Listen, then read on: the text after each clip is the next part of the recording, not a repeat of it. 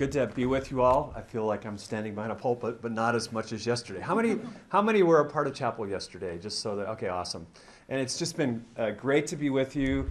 I feel at home in your culture, and that's especially nice if you just, drop in on an airplane. And Andrew and I have been treated so well. We had a wonderful dinner last night, so the fish was awesome. So. We were hosted very beautifully by some of your faculty, so thank you very much. And it's really a delight to be with you. I want you to picture with me, first of all, I'm an introvert. Okay, any introverts here? You got to read Susan Cain's book, Quiet, if you've not read that book. I'm an introvert. So picture with me, I have a wonderful bride of 32 years. Her name is Liz. She's my better half. And it's Sunday evening in Kansas City. After Sunday services, I turn into an amoeba. I mean, I'm just maxed out. I mean, if you're introverts, you know what that means, of handshaking, talking. And so Sunday evening is scheduled for a philanthropy meeting. It's at a beautiful French restaurant in Kansas City. And Liz and I are invited. Liz is an extrovert. I mean, this is just like the greatest thing because we're going for a fundraising philanthropy in Kansas City at a beautiful French restaurant with all the courses and all the wine. That's how they raise all kinds of money. And we're there with some of Kansas City's who's who. And again, we're the who's that of the who's who, right? So you picture this. So Liz and I are driving up to this restaurant. It's a French restaurant. We've been invited. Why we're there, we don't know. But Liz is excited about meeting all kinds of new people and eating a wonderful French dinner. And again, if you're into wine, I mean, there's like 4 glasses of wine through the night, right? It's that picture. So the philanthropy is for prenatal care in Haiti, which is a really important issue in Haiti.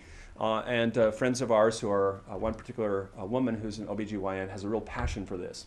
So we walk into this French restaurant. It's Sunday night. The last thing I want to do is talk. And I also don't want to be outed. What I mean by that is when I'm around a group of strangers, I don't want the first thing to know of what I do. I mean, I'm humbled and grateful for my call. It's not more important than other people's call. But when I'm in a group, the last thing I want to do right away is let people know I'm a pastor, because sometimes that really changes the conversation. Okay, you with me? So we sit down at a table of 6 couples, and we introduce ourselves. Beautiful French restaurant. And the lady across the table I had met before, knew her son briefly. She doesn't go to one of our campuses, but a Christian lady, goes to a great church in Kansas City, a very fine former executive, a wonderful philanthropist, and grew up in the Christian church all her life. So she's a very successful woman, a very generous woman in Kansas City, someone I'd met, and she always treats me with respect when I ran into her. So we're going around shaking hands, and she's with a friend of hers, and she says, "Pastor Tom." So right away I'm, squirming in my seat. She looks at me, exactly these words, because I'll never forget this moment. And she is blunt. She's a high-level executive. She knows what she wants. She knows what she gets. I like that about her, actually. She says, "Pastor Tom," I didn't like that part. She said, "I hear you've written a book about work." And she didn't even pause. She looked across the table, and I think at some of the who's who around us. She said, "Why on earth would a pastor do that?" And she meant it honestly and respectfully, because as a Christian lady, a bright woman, an important woman in Kansas City, her understanding of faith and work were planets apart. That pastors and faith and work and what she did every day and the tough and tumble, rough world of corporate America had no connection. So this idea of connecting Sunday to Monday is not only a gap in those congregant members who sit in our pews or in our seats on Sunday, the greatest gap is in the clergy.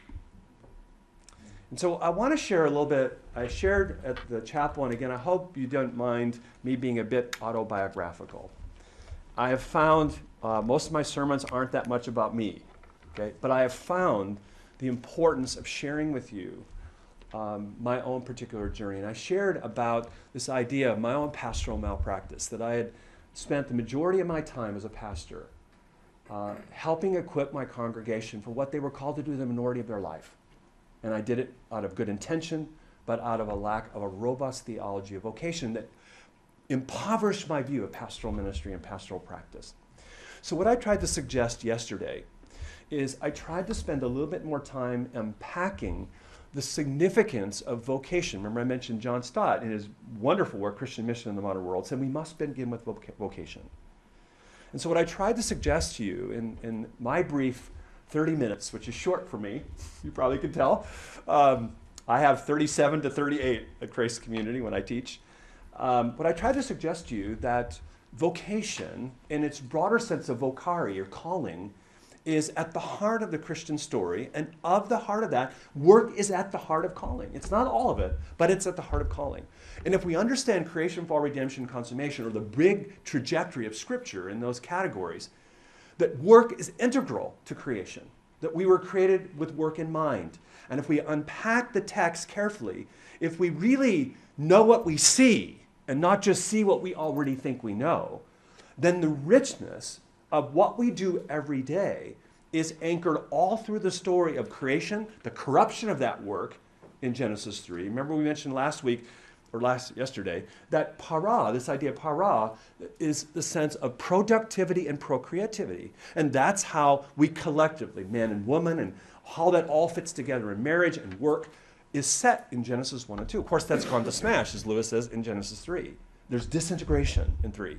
And if you'll notice in Genesis 3, you'll notice that it's disintegration in both those categories of para. Productivity, there's pain in childbirth, right?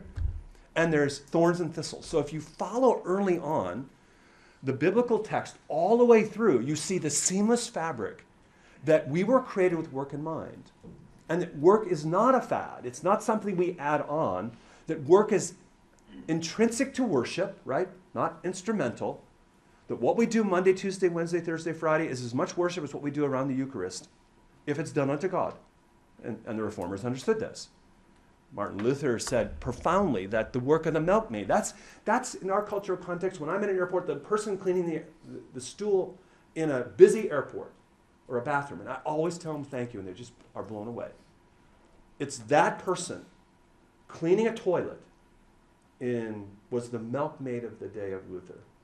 And he said that the milkmaid, as work done unto God for the common good of loving our neighbor, and the work of the priest around Mass was equal before God as if it was done for God's glory. That is profound. So what I tried to say and introduce the categories is that if we are going to be faithful in our pastoral vocational work, or let me use the language of 501c3 work, okay?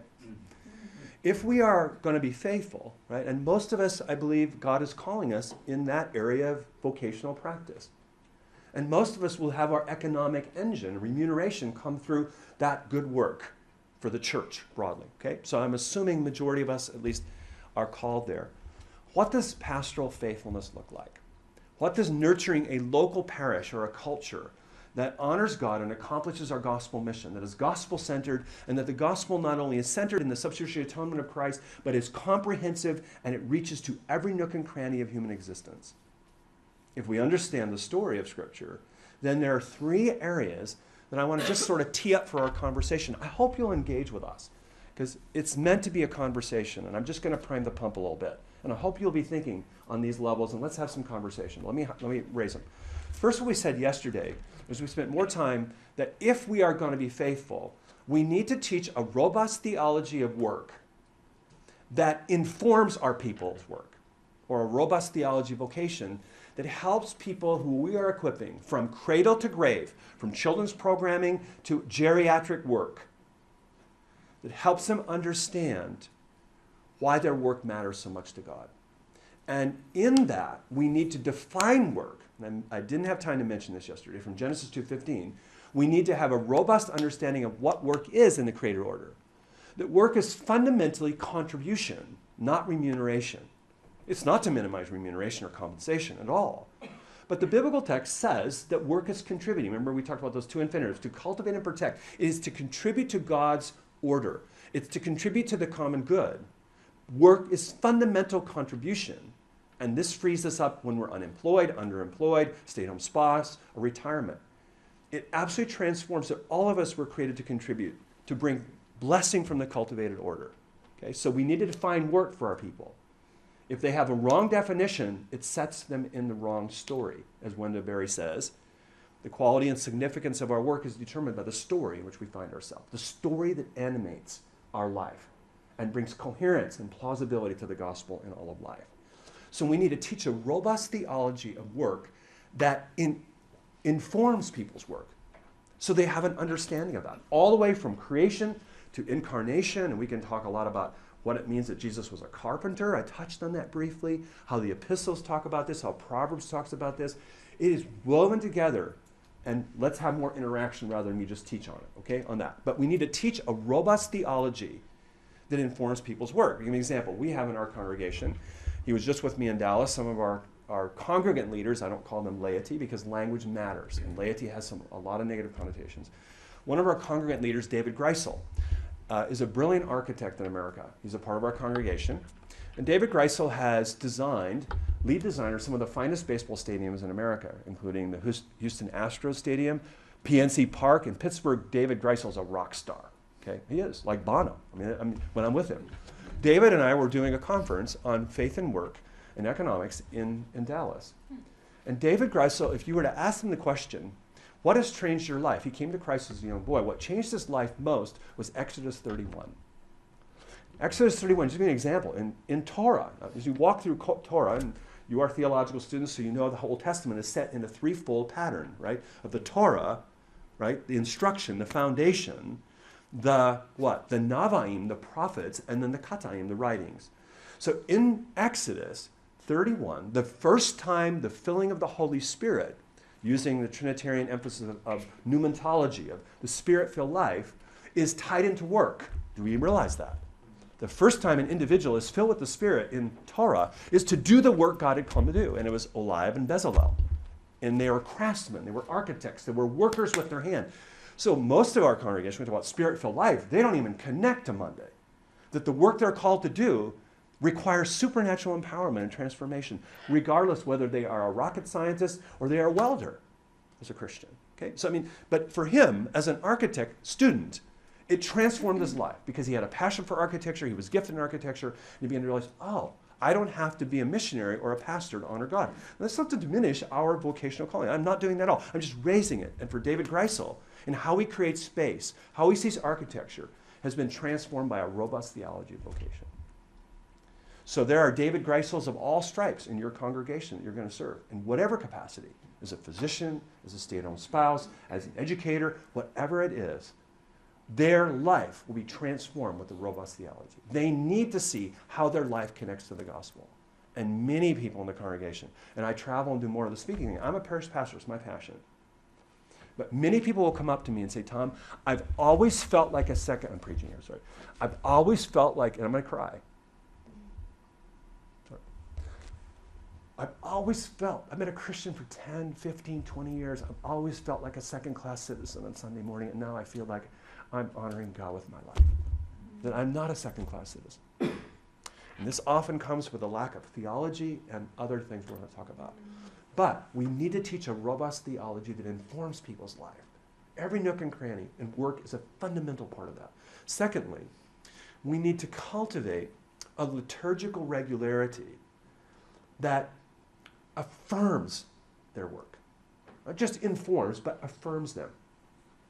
And at Christ Community, we want to bring in, not only connect Sunday to Monday, we want to bring Monday back into Sunday. In whatever your liturgical tradition is, high church, low church, whatever it is, it's important as pastoral leaders to nurture a worship service where God's people gather and understand the gospel speaks to every nook and cranny of their life. That they are important, they are valued before God. That their work is not an afterthought of creation, that they are doing what God had created them to do, that the work of redemption and the common good and justice and all these very important themes are a part of what they're called to do every day. Their primary spiritual formation occurs Monday, Tuesday, Wednesday, Thursday, Friday, Saturday in what they do, not just a Bible study, which is important, or Wednesday night or Sunday morning. So when they come to church on Sunday, and maybe in our Q&A we can talk more about that, what does that look like when it's informed by a rich theology of vocation, and how does it look in your particular tradition? For example, at Christ Community, a robust theology of vocation, you would see it in the iconography of our church. And we have different campuses that have different cultural contexts and different architecture, from very modern to very classic. But you would see it in, for example, in banners, in language and artwork that depict that not only souls matter, but all of creation matters. That redemption is about all of creation. That Jesus at the end of the day, right, is going to say, I'm going to make what? All things new. Not all new things. So people would begin to feel as they walk in, whether you're new or been around a long time, that all of life matters. That the gospel in its core around the cross and the substitutionary atonement speaks to not only transforming lives, but the world. And Romans 8, for example, now makes sense that creation is groaning for us. Why? Okay, so our iconography, our banners, however you do that, reflects an integral understanding of the gospel. You would also notice it in pastoral prayers, praying for people's work, praying about work, not just family life, as important as that is, not just people's health, not just the persecuted church, not just for justice, all those things that a pastor in your tradition would pray for a flock. But you would notice the language would change. In sermons, you would notice illustrations from different vocations, because the pastoral staff not only use different language that is integral, not bifurcated. For example, you wouldn't hear full-time Christian work at Christ Community from the pulpit. If you did, they would actually disappear because it communicates a wrong theology, a bifurcation and a dualism. So there's language, there's better language we use. You would hear different language, you hear different tone. The pastors who teach and the worship pastors who lead the corporate worship would be sensitive to liturgy of hymnody that is not bifurcated, that's integral, that speaks of the work of our hands and the importance of work. You would periodically hear a testimony, not only how someone comes to faith because they embrace the gospel, but how the gospel is changing the culture of their corporation. What the gospel means in terms of how they treat employees, or what it means being on the assembly line. Does that make sense? Okay, so you would hear a different feel. The benediction. Yesterday we had the gentleman, can't think of his name, I apologize. Yes, and we asked him to do Psalm 90:17. Very important benediction in Old Testament Jewish culture. And the Psalm of Moses ends, what? Lord, confirm what? The work, notice plural, our hands. Lord, confirm the work of our hands. So I'm just giving you a little bit of window. We can talk more about Labor Day or other kind of things. But if you and I embrace a robust theology of vocation from Genesis to the maps with a sense of continuity from creation to incarnation, if we understand who Jesus is in his glorious work on the cross, but the 22 hidden years of what Jesus did and why as a carpenter, then things begin to have coherency and plausibility. And God's precious bride will thrive wherever they're called. They'll thrive. And the proclamation of the gospel is set against the backdrop of the plausibility of the incarnation of the gospel. So Sunday morning changes. And it's not just Sunday morning, it is the curricular designs of your discipleship programs. The language you use. We just finished retranslating some things in a video format because we're wrestling with a multi-site campus kind of thing, and we have all live preaching and all that, but our small group structure, so we're being more intentional. So we're reframing it, and our new basic discipleship curriculum is called The Life We Long to Live.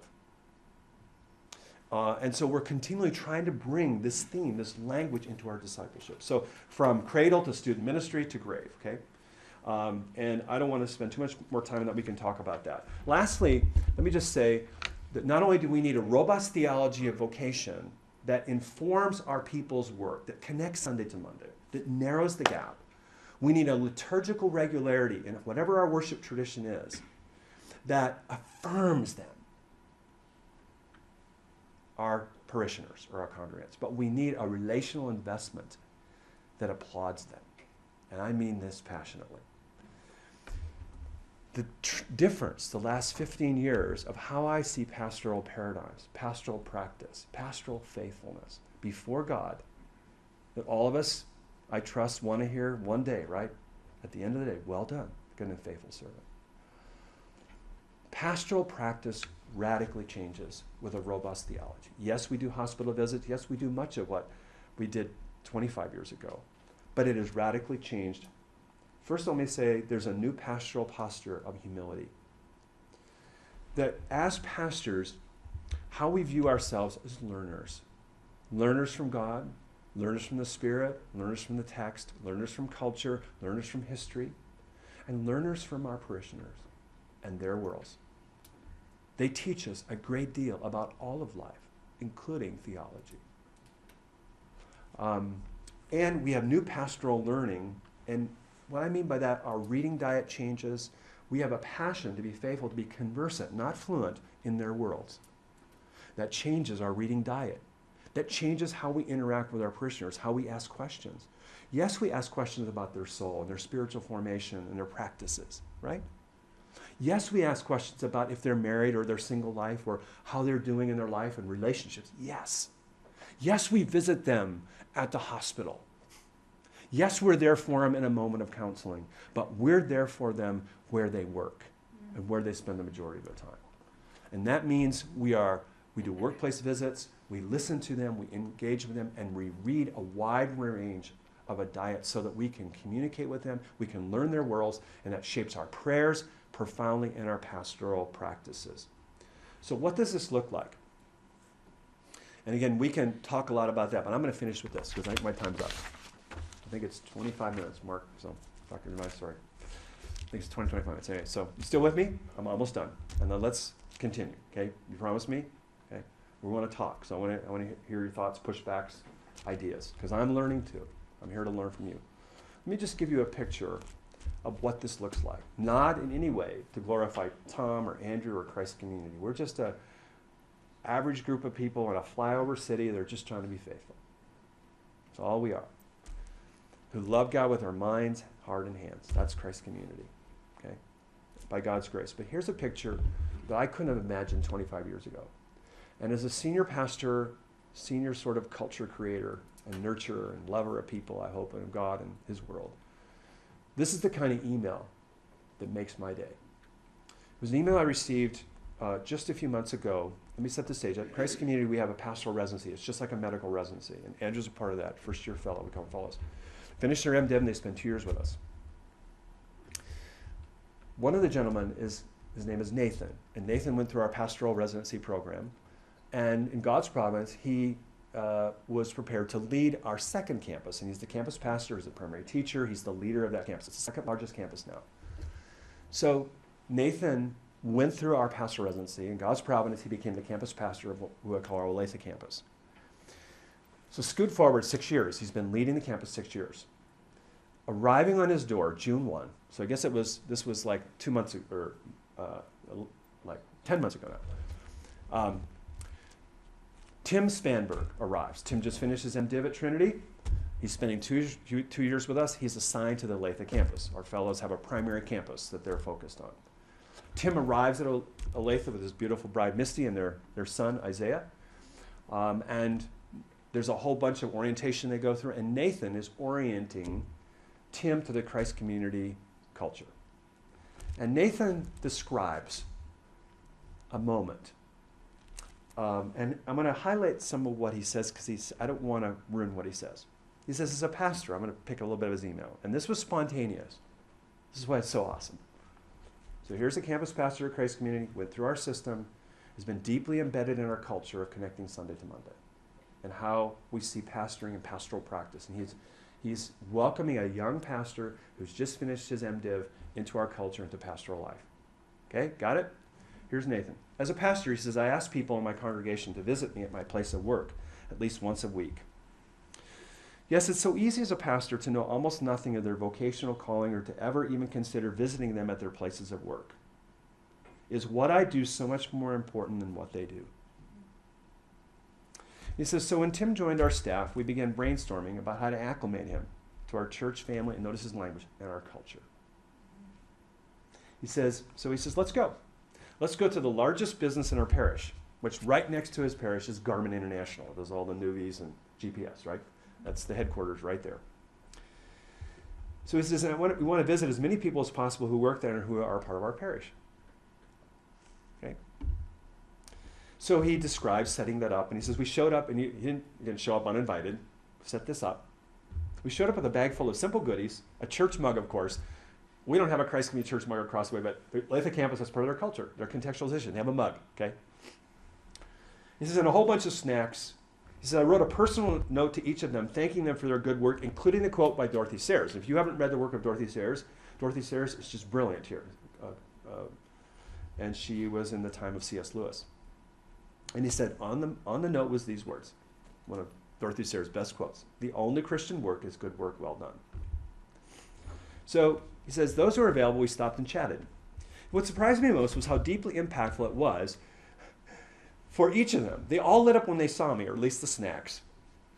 And he said, and LOS, one of the high-level executives, he just retired, he's a COO of Gurman, and been one of our leaders at Christ Community, rearranged his travel out of town so we could pop in. This gentleman does not attend the Olathe campus, but he's a leader at our broader church and attends Leawood. This COO. So he said, and for me, he said, after they visit, he says, I know how to love them better, preach to them and people like them more effectively. I pray more for them accurately. I can picture, and he lists names of his parish. I can picture Ryan in his desk, Josh before his huge aviation monitor, Michael in his cube, Mark in his office, and he goes on.